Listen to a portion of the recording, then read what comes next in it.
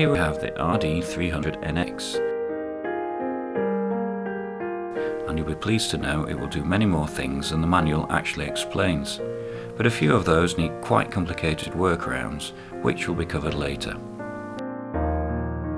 It will play 3 different voices at once from the keyboard, and the setups to do this can be stored in 60 easily recalled user memories.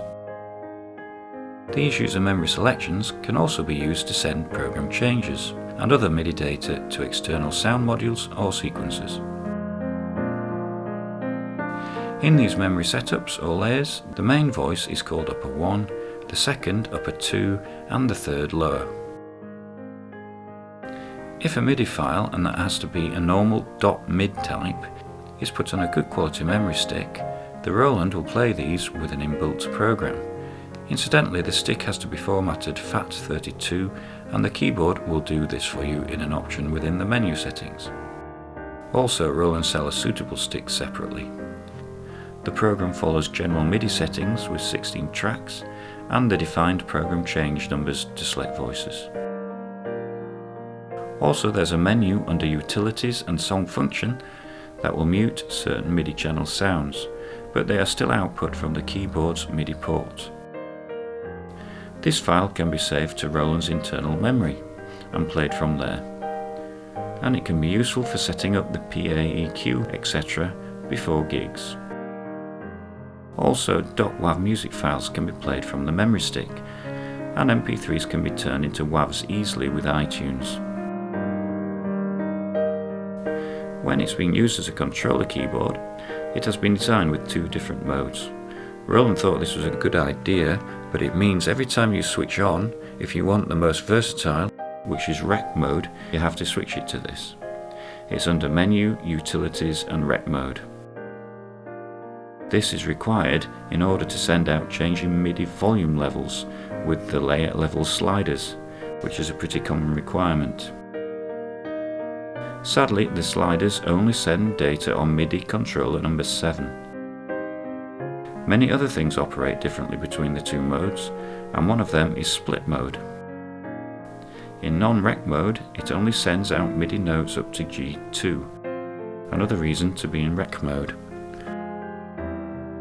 Also, a thing worth noting is that in rec mode, many of the functions under the MIDI button have no effect, such as velocity sensitivity values. In fact, you can't even select the MIDI button in rec mode, which is annoying if, for instance, you want to change a MIDI program change value and then do a save into a user memory. You'd have to come out of rec mode first to do this.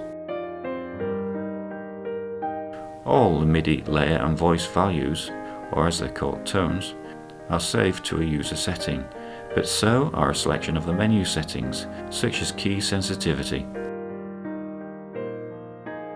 Reverb, chorus and sound focus settings are also saved, but not the compressor settings.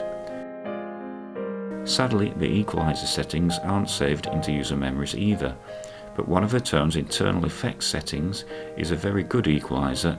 It's called Spectrum. However, there's only one effects generator, and this can only be used on the upper 1 voices. There's a useful facility in the MIDI settings.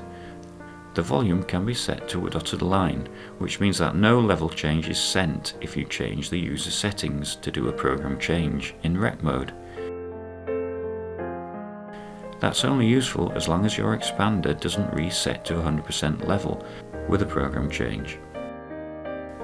The MIDI outputs of the 3 layers, upper 1, 2 and lower, are MIDI channels 1 to 3 respectively.